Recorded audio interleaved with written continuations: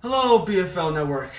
Welcome to another episode of BFL Insight. Today, Wednesday, August 23rd, 2017. Today, I'm joined by actually a more well-known host, Will McCleary. Give a shout out, bud. Hey, good to see you guys. We have some football to talk about as usual. And actually this week, in the past week, we finally have answered the question that perhaps for those who maybe keep on the website is a very, very intriguing question this week. After 2 weeks, that's right. 2 weeks. We actually hold bye weeks in this. Something that's probably we shouldn't have to because it's back. It shouldn't happen, but it does. But it does. We can't do anything about that. But after 2 weeks, anyways, of waiting, anticipation, hype, we have a finals matchup. We have to share it to you. In a cracking 10. That's right. For people who can't say me in English, 10 overtime shootout. Unfortunately, the Wiffle Wreckers, who were looked to be favorites in the game, were unfortunately beat by the higher seed Spencer Wave, 154-147 in, yes, again, 10 overtimes to claim a spot in the BFL Championship against the very much underrated Carlo Pride. Fortunately for him here, the game, unfortunately on the losing side, from the Wiffle Wreckers is, of course, my co-host, Will McCleary.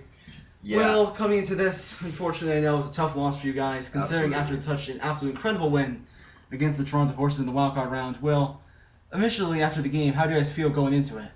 Well, when we went into the game, we felt very confident.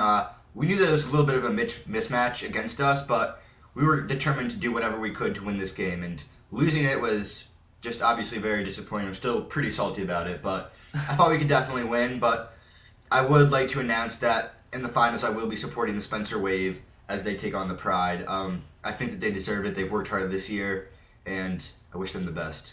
Very intriguing, Will. Very, very, very intriguing, especially after that win to show great sportsmanship. It's such an honor, honestly. Yeah, amongst the entire league, you were one of the most humble players, captains known in the BFL. Yeah, that game against the Horses, you watched it. It could have gone either way. Absolutely. But unfortunately, that's well in the past now. We'd love to stay in the present. I think we've soaked in the past for about a couple of weeks, and now we finally had some football action, especially now, 1-2 weeks ago, we had the finally Carl Pride Miles Spartans upset. And now, we're finally here, though. Although we do have to ask one more question about the game. Yep. Going into that 10th overtime, how are the nerves of your team? Do you guys feel like that game could have gone either way, that we're one player or the other, you guys just felt a little off? Well, we were definitely nervous, but we tried to play loose and just keep doing what got us here. We were in the semifinals. That had to be worth something, so we just did what got us there. Absolutely, it was definitely a very, very impressive win in that wild card game. But definitely, unfortunately, fate had to turn out the other way for you guys. I do have to say, I unfortunately was out of the game, but I heard that was absolutely a cracker of a game. But hey, I actually want to congratulate you guys on the absolute wonderful effort. I am really proud of the way you guys played, especially when I heard that scoreline initially from the BFL. I knew that the game would definitely was something absolutely. We gave it our all. A cracker, absolutely. So we have the finals to talk about. Carlo Pride versus Spencer Wave. That's it, gentlemen. It's finally here.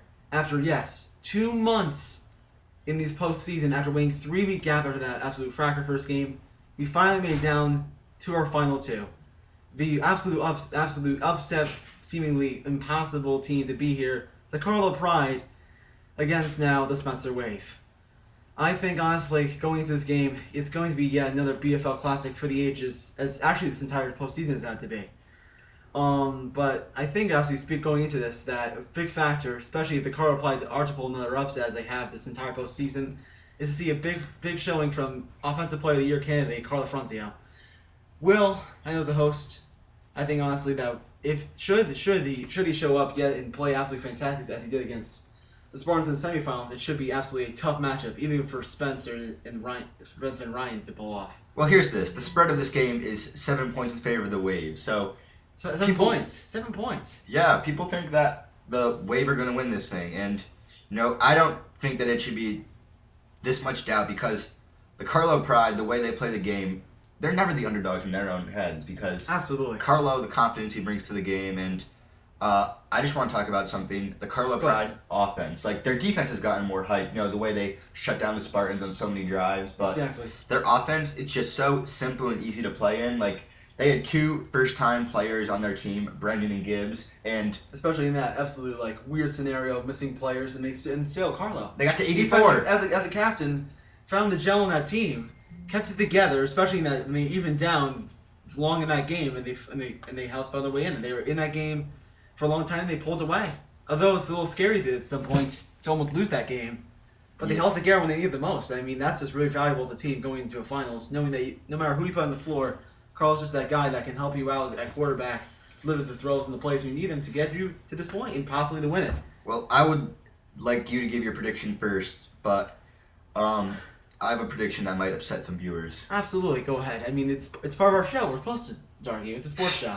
Not going to disagree. Fortunately, no one's banging with their own opinions, wanting to literally throw beer balls at us, but absolutely, right. Go ahead. Here it is. I think that the Carlo Pride will win this game by a score of 84-70. Wow. Because I thought you'd say wave in favor of the favorites, but I have to say I concur with you. I'm not favoring the favorites in this because here's why. The defense might not be that big of a factor, but you should know the Carlo Pride are going to score on every single possession. If the Wave turned over once, I think that's the game because you think that's such a role.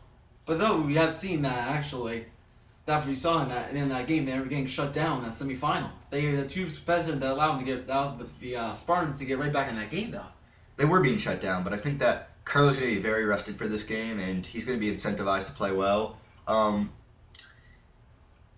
But this whole game, I think, is going to depend on whether or not they can defend Spencer in the pocket. You know, they have to keep him contained, not let him roll out and throw deep passes to Ryan. They just have to. If they can keep in the pocket this game and sack him a couple of times, I think they'll have a very good chance of winning. Absolutely, it definitely will be quite a cracker to see. And this game, unfortunately, will be coming up actually in the coming days, as our BFL season, unfortunately, will be cut short actually within the next week. Because as of by August 31st, we should have coverage for you from the finals. So definitely stay close to the network for that. Because certainly, it will be an absolute cracker of a game. You don't want to miss it. Yeah, so One for the ages, ladies and gentlemen. Don't miss it. yeah.